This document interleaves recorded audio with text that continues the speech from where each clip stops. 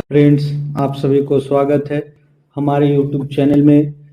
आज हम लोग पढ़ेंगे हिंदी का पेडागोजी, जो संपूर्ण एक ही क्लास में कंप्लीट हो जाएगा। ठीक है, पेडागोजी को देखेंगे, जिसमें जो है आपका 15 नंबर का रहता है। ठीक है, और 15 नंबर जो रहता है आपका एक गद्यांश रहता है, वो पद्यांश रहता है। ठीक है, तो टोटल आपका 30 नंबर का प्रत्येक सब्जेक्ट होता है, जिसमें 5 सब्जेक्ट होता है। ठीक है, तो आज हम लोग का हिंदी का पेडागोजी रहेगा। ठीक है, इसको आज हम लोग एक ही वीडियो में कंप्लीट करेंगे और इसको हम लोग बिल्कुल ही सरल भाषा में समझने का प्रयास करेंगे और समझेंगे भी, क्योंकि जो है आपका पेडागोजी जो है आपको जो अगर अच्छी तरीके से इसमें समझ विकसित कर लेते हैं तो आपको आसानी से 15 नंबर आ जाएगा। ठीक है, और ये जो हमने नोट्स तैयार किया है ये पूर्णतः सीटेड पैटर्न पर आधारित है। ठीक है, और महत्वपूर्ण बिंदु और ट्रिक्स भी हम इसमें लगाए हैं। ठीक है, इसलिए क्या हो कि कुछ जो टॉपिक है, जो ट्रिक्स आप याद रखेंगे तो क्वेश्चन क्या होगा, आसानी से हल हो जाएगा। ठीक है, तो चलिए हम लोग बिना देरी किए हुए स्टार्ट करते हैं। यहाँ पर हम लोग बात करेंगे कि भाषा क्या है। ठीक है, लैंग्वेज क्या है।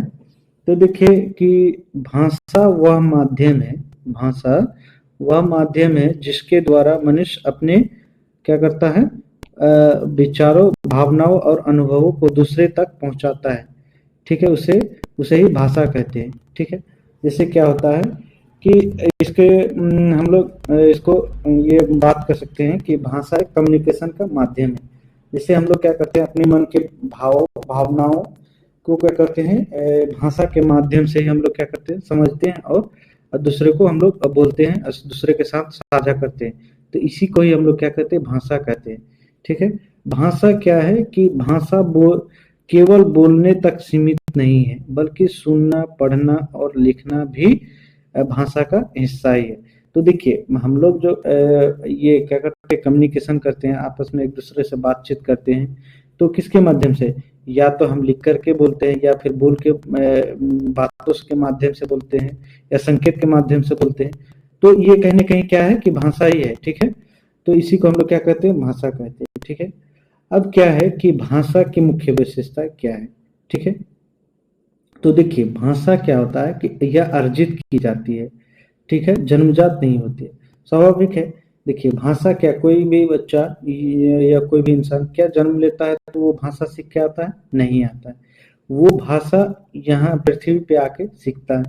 ठीक है, और ये मेन चीज क्या है कि भाषा जिस भी बच्चे क्या होता है, जिस भी मतलब देश में या फिर समाज में रहेंगे, समुदाय में रहेंगे, वैसे भाषा वो समाज की, वो देश की जो भाषा है वो भाषा सीखेंगे, अनुकरण करके सीखते हैं। ठीक है, तो ये भाषा क्या होता है, हमेशा अर्जित की जाती है, ना कि ये जन्मजात होता है, नहीं होता है। ठीक है, नेक्स्ट है कि भाषा सामाजिक होती है, जैसे अभी बताए। भाषा परिवर्तनशील होता है, बिल्कुल होता है, क्योंकि देखिएगा कि कोई भी आप लोग हो, हम लोग हो, कोई देखिएगा कि एक आदमी का खुद की क्षेत्रीय भाषा होता है। ठीक है, जब वो स्कूल या कॉलेज जाते हैं तो क्या होता है कि वो नेक्स्ट भाषा सीखते हैं, जैसे हिंदी हो गया, इंग्लिश हो गया, मगही हो गया, जो भी भाषा हुआ आपका, मलयालम हो गया। तो ये सभी क्या होता है कि जाकर के आप सीख सकते हैं। ठीक है, इसमें परिवर्तन होते रहता है। और एक संप्रेषण, अभी जैसे हमने बताया कि कम्युनिकेशन का सबसे प्रभावी माध्यम, देखिए भाषा ही अगर नहीं होगा तो हम कम्युनिकेशन कैसे करेंगे। तो इसीलिए भाषा का सबसे प्रभावी, संप्रेषण का सबसे प्रभावी साधन भाषा ही है। ठीक है, भाषा क्या है कि संस्कृति की वाहक होती है, बिल्कुल होता है। आप किस संस्कृति से है, किस समाज से हैं, कैसे पता चलेगा, तो ये भाषा के माध्यम से ही पता चलता है कि आप किस संस्कृति से जुड़े हुए हैं। ठीक है, तो चलिए अब नेक्स्ट है। तो देखिए क्या होता है कि ना लोग जो है, जैसे आप लोगों की पहचान कैसे कीजिएगा, देखिए क्या होता है कि जो बचपन की भाषा है, तो वो आदमी का बचपन बचपन का भाषा जल्दी नहीं छूटता है, चाहे वो कितने भी भाषा सीख ले, उसका क्या होता है कि टोन उसका बना ही रहता है। ठीक है, तो इसीलिए वो कितना भी नेक्स्ट भाषा सीख ले, लेकिन वो उसका चेंज नहीं होता है, वो सांस्कृतिक उसकी चेंज नहीं होता है, वो तुरंत ही पहचाना जाता है। ठीक है, अब नेक्स्ट है भाषा अर्जन क्या है? भाषा अर्जन। तो भाषा अर्जन क्या है? तो देखिए, भाषा अर्जन वह प्राकृतिक प्रक्रिया है जिसके द्वारा बच्चे अपने परिवार और वातावरण से बिना औपचारिक शिक्षा के भाषा सीखते हैं। ठीक है, बिल्कुल सही बात है। देखिए, क्या जब आप मतलब आपने आसपास देखे होइएगा, छोटा बच्चा होता है तो क्या होता है क्या कि जब वो भाषा सीखते हैं तो क्या उसको व्याकरण की जरूरत होती है? नहीं होती है। वो क्या करता है, अपने अपने देखता है उस हिसाब से। जैसे जब छोटे बच्चे होते हैं तो एक एक भाषा सीखते हैं, बा बा दा दा ना ना ऐसे सीखते हैं ना धीरे धीरे। तो उसी तरीके से तो अर्जन होता है, उसमें ना किसी व्याकरण की जरूरत होती है ना कुछ होती है। वो अपने आप क्या होता है, सीख लेता है, क्योंकि आस पड़ोस से, वातावरण से, परिवार के साथ रहता है। तो जैसे एक दो शब्द सीखता है धीरे धीरे, तो ये क्या हुआ, ये अर्जन ही हुआ। ठीक है, समझ में आ गया। अब भाषा अर्जन की विशेषताएं देखिए। तो देखिए, ये स्वाभाविक प्रक्रिया है। ठीक है, ये अपने आप सीख लेता है बच्चे। क्या उसको ट्रेनिंग दी जाती है भाषा सीखने के लिए? ये अर्जन भाषा सीखने के लिए नहीं, वो अपने आप सीख लेता है। ठीक है, अभी हमने क्या बताया कि भाषा अनुकरण करके सीखता है। जैसे दूसरे को बोलते हुए देखता है, उस हिसाब से वो सीख लेता है अपने आप। ठीक है, इसमें व्याकरण नहीं सिखाया जाता है। ठीक है, जैसे अभी हमने बोला कि इसमें व्याकरण की जरूरत नहीं होती है। नेक्स्ट है कि जन्मजात से लगभग 5 से 6 वर्ष तक तेजी से विकास होता है। भाषा का विकास तेजी से होता है। जैसे हमने सीडीपी में पढ़ाया विकास की अवस्था में, जैसे बाल्य अवस्था होता है ना, उसमें बच्चे में क्या होता है, भाषा की विकास तेजी से होता है। ठीक है, तो समझ में आ गया। अब देखिए, कुछ उदाहरण दिए हैं कि बच्चे घर में हिंदी बोलना सीखता है जबकि उसे किसी ने व्याकरण नहीं पढ़ाया। जो हिंदी भाषी वाले होते हैं वो हिंदी सीख लेते हैं बिना व्याकरण के सहायता से। ठीक है, तो उसे जबकि कोई व्याकरण नहीं पढ़ा है, तो ये अर्जन हो गया। क्या? ये अर्जन हो गया। और ये क्या करता है कि अनुकरण के माध्यम से सीखता है। ठीक है, अब आते हैं, भाषा अर्जन तो हो गया। अब जैसे शुद्ध बोलना, अब भाषा तो सीख गए, अब बच्चे थोड़ा बड़ा हो गया तो अब जाएंगे वो विद्यालय। तो देखिए, भाषा अधिगम, लैंग्वेज लर्निंग क्या होता है कि भाषा अधिगम वह प्रक्रिया है जिसमें भाषा विद्यालय, शिक्षक और अभ्यास के माध्यम से सीखी जाती है। ठीक है, इसमें क्या होता है कि योजनाबद्ध प्रक्रिया, शिक्षक की महत्वपूर्ण भूमिका, व्याकरण का अध्ययन, पढ़ने लिखने का अभ्यास आवश्यक है। इसमें क्या होता है ना कि इसमें जैसे ये आदिगम में क्या होता है कि जैसे स्त्रीलिंग या पुल्लिंग पुल्लिंग कैसे समझा जाए, तो ये चीज कहाँ पर क्या बोली जाए, तो ये टोटल चीज जो है इसमें सिखाया जाता है।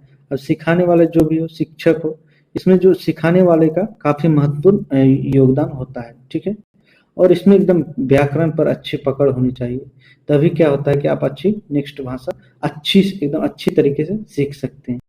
अगर मान लीजिए टूटी फूटी बोले तो वो क्या हो गया, अर्जन हो गया। लेकिन अगर वो सही तो एकदम शुद्ध तरीके से वो भाषा आपने बोल दिया तो वो क्या हो गया, आपका भाषा अधिगम हो गया। समझ में आ गया भाषा अर्जन और अधिगम में अंतर? ठीक है, समझ में आ गया कि अगर आप मान लीजिए कि भाषा में कोई भी टूटी फूटी हो गया तो वो क्या हो गया, अर्जन हो गया। अगर वो एकदम पूरे शुद्ध प्योर भाषा बोले तो वो क्या हो गया, अधिगम हो गया। ठीक है, एक उदाहरण दिए हैं कि विद्यालय में हिंदी व्याकरण सीखना। ठीक है, विद्यालय में हिंदी व्याकरण सीखना, ये क्या हो गया, आपका अधिगम हो गया। ठीक है, अब नेक्स्ट आते हैं भाषा अर्जन और भाषा अधिगम में अंतर। ठीक है, तो देखिए, भाषा अधिगम और अंतर, ये भाषा अर्जन में क्या अंतर है? तो देखिए क्या है कि भाषा अर्जन यह प्राकृतिक है, इसमें कुछ नहीं। न बच्चे को हम बोलते हैं कि बच्चे नहीं, ऐसे नहीं बोले जाते हैं छोटे बच्चों को। क्या उसको कभी बोलते हैं? नहीं बोलते, वो अपने आप सीख लेता है अनुकरण करके। ठीक, जबकि ये अधिगम क्या होता है, यह औपचारिक प्रक्रिया, क्योंकि उसमें बार बार सिखाया जाता है। उसमें जब गलती होती है तो उसे बताया जाता है कि नहीं, मतलब ये ऐसे नहीं होगा, ऐसे इसको यहाँ पर ये चीज उपयोग कीजिए।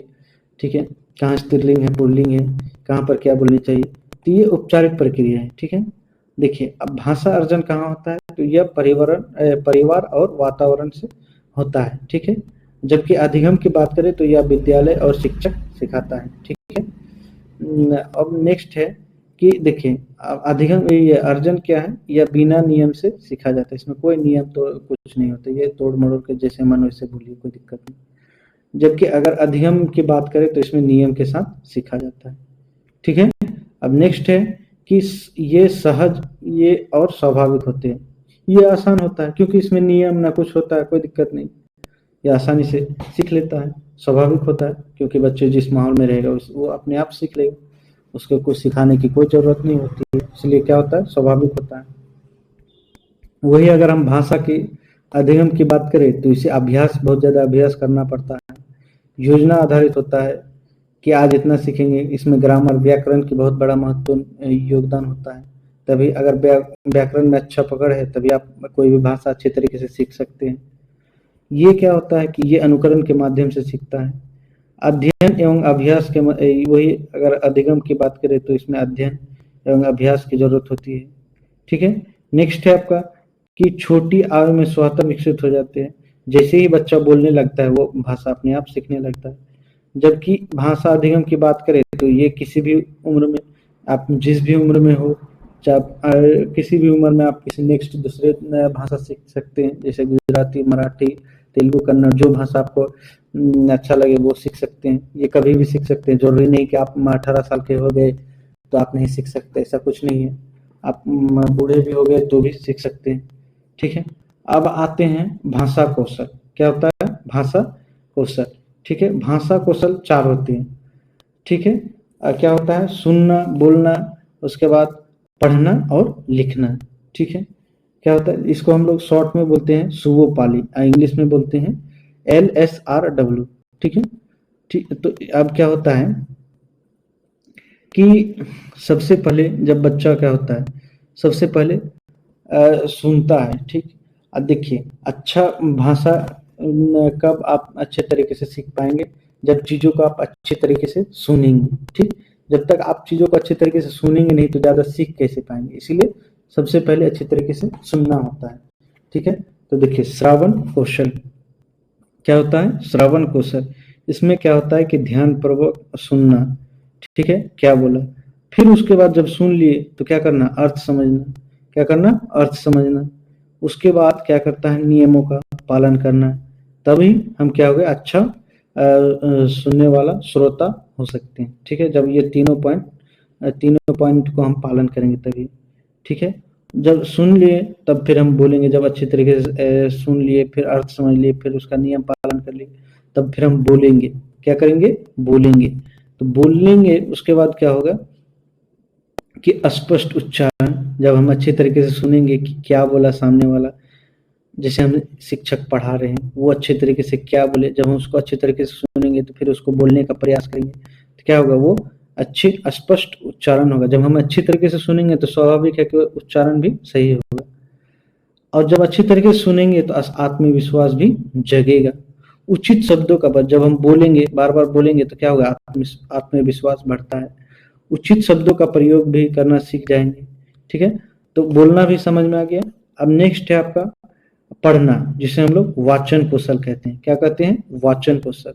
वाचन कौशल में क्या होता है, जब हम पढ़ते हैं तो उसमें सही उच्चारण सीखते हैं, अर्थ ग्रहण करते हैं। जब चीज़ों को हम पढ़ेंगे, किताब पढ़ेंगे, चाहे कुछ अखबार पढ़ेंगे, तो उसमें हम अर्थ ग्रहण करेंगे कि कुछ चीज़ें लिखा हुआ तो उसको हम अच्छे तरीके से उसका अर्थ समझेंगे। पढ़ेंगे तभी ना समझेंगे। ठीक है, प्रभावपूर्ण पढ़ना, मतलब धारा प्रवाह, फास्ट पढ़ना सीखेंगे। जब पढ़ेंगे धीरे धीरे फास्ट पढ़ना भी सीख लेंगे। ठीक है, तो वाचन कौशल भी समझ में आ गया।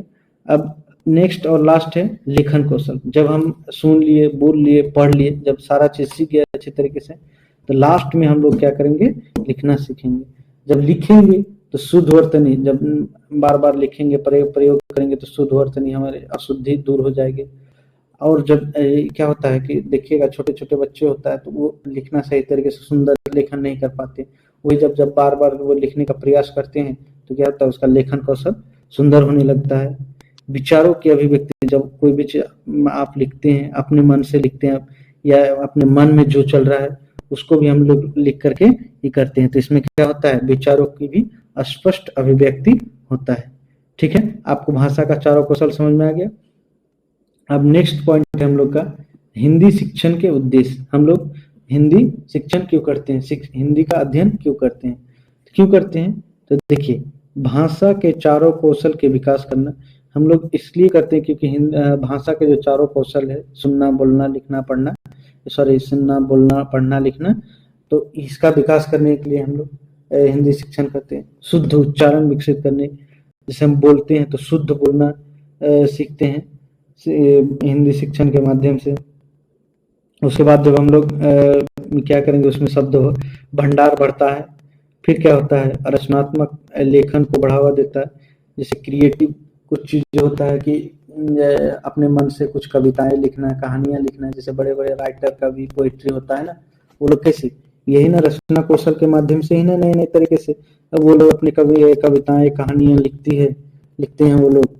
तो यही यही भाषा शिक्षण का मुख्य उद्देश्य है। साहित्य के प्रति रुचि उत्पन्न करना, संप्रेषण क्षमता विकसित करना, मतलब बोलने, आपस में एक दूसरे के साथ बोलना, बातें करना, ये चीज भी विकसित होता है। ठीक है। अब क्या होता है कि अब हिंदी शिक्षण की प्रमुख विधियां को देखेंगे, कौन कौन सी प्रमुख विधियां हैं।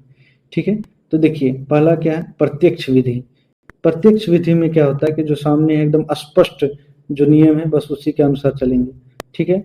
नेक्स्ट है आपका प्रश्नोत्तर विधि। मतलब क्या होता है, इसमें बच्चे से प्रश्न करे, बार बार प्रश्न करे, बच्चे प्रश्न करे, इधर से टीचर प्रश्न करे। इससे भी क्या होता है, आपका भाषा का विकास होता है तेजी से। अब नेक्स्ट रहता है कि कोई एक टॉपिक ले लिए, उसके बाद उस टॉपिक में हम लोग चर्चा करने लगे आपस में। इसमें सबकी सहभागिता होनी चाहिए। इसमें बच्चे की भी सहभागिता होनी चाहिए और टीचर की, सबसे ज्यादा तो इसमें बच्चे की सहभागिता होनी चाहिए। इससे क्या होता है कि आपका बच्चों में भाषा का विकास बहुत ज्यादा होता है, रचनात्मक जो कौशल होता है वो ज्यादा हो, क्रिएटिविटी ज्यादा बनेंगे। कहानी विधि, इसमें कहानी पढ़ेंगे, समझेंगे, इससे भी क्या होगा, भाषा का विकास होगा। गतिविधि आधारित कोई कुछ एक्टिविटी करके भी, इससे भी हम लोग क्या करते हैं, भाषा का विकास करते हैं, जिसे हम लोग सांकेतिक भाषा कहते हैं। अब क्या होता है, परियोजना, कुछ बच्चे को परियोजना दे दिए कि ये करो, इससे क्या होता है, भाषा का विकास होता है। अब है आपका क्या है कि बहुभाषिकता, क्या होता है, मल्टी लैंग्वेलिज्म। ठीक है। इसमें क्या है कि एक से अधिक भाषाओं का ज्ञान या उनका प्रयोग। बहुभाषिकता में क्या होता है, जैसे कोई भी हो एक से अधिक भाषा सीख सकता है। ऐसे भी क्या है, हमारा देश विविधता में एकता, बहुभाषी वाला देश है। इससे क्या होता है कि एक बच्चे एक से अधिक भाषा जानते हैं। ठीक है। जैसे हो गया आपका मराठी, हिंदी, बंगाली, इंग्लिश। ठीक है। तो ये क्या हो गया, बहुभाषी हो गया। अब होता है कि हमें क्या करना चाहिए, देखिए सबसे पहले जैसे मातृभाषा का सम्मान करना चाहिए। जैसे हमारे न्यू एजुकेशन पॉलिसी में क्या क्या है कि बच्चे का भाषा होता है, उसके मातृभाषा, मदर टंग, उसे हमें सम्मान करना चाहिए और उसी के भाषा में हमें शिक्षा देनी चाहिए, मातृभाषा में, छोटे छोटे बच्चों को प्राइमरी शिक्षा में। तो क्या होता है कि बच्चे अच्छी तरीके से समझेंगे और उसे अच्छा फील महसूस होगा। ठीक है। अब है कि अन्य भाषा का सहयोग लेकर सीखना चाहिए। कुछ भाषा जैसे हिंदी में क्या होता है कि कुछ वर्ड बहुत हार्ड होता है, तो उसमें हम लोग क्या करते हैं, उसमें तुरंत अंग्रेजी के वर्ड का उपयोग करके उसको आसान बनाते हैं। ठीक है। अब क्या होता है कि अब नेक्स्ट पॉइंट है कि किसी भी भाषा का मजाक नहीं बनाना चाहिए। अभी क्या बोले कि सभी भाषा का सम्मान करना चाहिए, और वो क्या होता है कि सभी भाषाएं अच्छा होती हैं, सभी भाषाएं क्या होती हैं, अपने आप में बहुत अच्छा होता है, एकदम परफेक्ट होता है। इसलिए हमें क्या करना चाहिए, सभी भाषा का सम्मान करना चाहिए। ठीक है। अब भाषा शिक्षक की भूमिका, जो भाषा सिखा रहे हैं उसकी क्या भूमिका होती है, तो शिक्षक सबसे पहले क्या होता है, मार्गदर्शक होता है, सुविधादाता होता है, वो फैसिलिटेटर होता है। ठीक है। वो क्या करता है, सुविधा प्रदान करता है कि जहाँ पर बच्चे को कठिनाई होती है वो थोड़ा सा पुश करके उसको सही दिशा में दिखा सके और उसको आसानी बना सके उसकी भाषा सीखने में। अब क्या होता है कि बच्चे को बोलने के अवसर देता है। भाषा शिक्षक क्या कहता है, उसमें जब भाषा होते हैं तो इसमें क्या करना चाहिए, शिक्षक को एक बच्चे को बोलने का अवसर देना चाहिए, जिससे क्या हो कि बच्चे का त्रुटियां दूर हो, वो सीखने का, उसे वो जल्दी सीखे और सीखने का अवसर मिले, और क्या होगा, आत्मविश्वास बढ़े। ठीक है। अब नेक्स्ट है कि गतिविधि आधारित शिक्षण कराता है। देखिए उसकी भूमिका क्या है कि इसमें अधिक से अधिक गतिविधि, एक्टिविटी के माध्यम से अगर करेंगे तो इसमें बच्चे बहुत ज़्यादा रुचि लेते हैं और वो जल्दी सीखते हैं। ठीक है। जब बच्चा कोई भी चीज़ में फिजिकल रूप से वो शामिल होता है तो क्या होता है, वो चीज़ों को वो जल्दी सीखते हैं। ठीक है, तो इसलिए इसमें सबसे ज़्यादा महत्वपूर्ण होता है गतिविधि आधारित शिक्षण जो है मेथड है, वो सबसे ज़्यादा ये कारगर साबित होता है। सभी बच्चों को समान अवसर देना चाहिए। इसमें क्या करना चाहिए, रूढ़िवादी नहीं करना चाहिए, सबको समान तरीके से अवसर देना चाहिए। ठीक है, समझ में आ गया। अब भाषा का मूल्यांकन, भाषा का मूल्यांकन हम कैसे कर सकते हैं, तो देखिए मौखिक मूल्यांकन कर सकते हैं, लिखित मूल्यांकन, सतत मूल्यांकन एवं व्यापक पोर्टफोलियो अवलोकन, इतने सारे माध्यम से हम लोग भाषा का अवलोकन कर सकते हैं। ठीक है, अब कुछ बातें याद रखने योग्य है जिससे हमें काफ़ी फायदा मिलता है। क्या करना चाहिए, सबसे पहले रटने की अपेक्षा समझ पर अधिक बल देना चाहिए। क्या होता है कि तेज, कोई भी बच्चा तेज या क्रिएटिव होना चाहिए, तो सबसे अच्छा का एक चीज़ है कि बच्चे को क्रिएटिव बनाना चाहिए। मेरा नेक्स्ट पॉइंट है क्या है कि भाषा सीखना सामाजिक प्रक्रिया है। बिल्कुल है, अगर भाषा आप नहीं सीखते हैं, मतलब नहीं जानते हैं, तो क्या होता है समाज में आप अच्छे तरीके से एडजस्ट नहीं कर पाता। ऐसे देखिए बच्चे क्या होता है, भाषा जन्मजात अर्जन जो होता है, भाषा अर्जन करता है वो जन्मजात होता है, अपने वो जिस समाज में रहता है वो सीख लेता है। ठीक है, तो सामाजिक प्रक्रिया है। बच्चों की त्रुटियां सीखने की प्रक्रिया का स्वाभाविक हिस्सा है, एकदम है, बिल्कुल है। कक्षा में संवाद, चर्चा और गतिविधियों को प्रोत्साहित करना चाहिए। हाँ, देखिए जब संवाद आपस में चर्चा करते हैं, बात विचार करते हैं, संवाद मतलब क्या है कि वो बच्चे भी बात करते हैं, वो अपने राय रखते हैं, टीचर भी अपने राय रखते हैं। इससे क्या होता है कि भाषा का बहुत ज़्यादा विकास होता है, शब्द भंडार में भी वृद्धि होती है। चर्चा करनी चाहिए, कोई भी एक टॉपिक लेना चाहिए, कभी कहानी लेनी चाहिए, कहानी पढ़ाना चाहिए, उसमें चर्चा करना चाहिए। इससे क्या होता है, इसमें भी बच्चे अच्छे तरीके से भाषा सीखते हैं। एक्टिविटी तो कराना ही चाहिए। ठीक है, हो गया, समझ में आ गया। अब नेक्स्ट बस यही था हम लोग का। अब हम लोग नेक्स्ट क्लास में जो ये CDP का क्वेश्चन आंसर करेंगे और जो टॉपिक बचा हुआ है उसको हम लोग देखेंगे। तब तक के लिए धन्यवाद। बाकी वीडियो कैसा लगा हमें कमेंट सेक्शन में बता सकते हैं। धन्यवाद।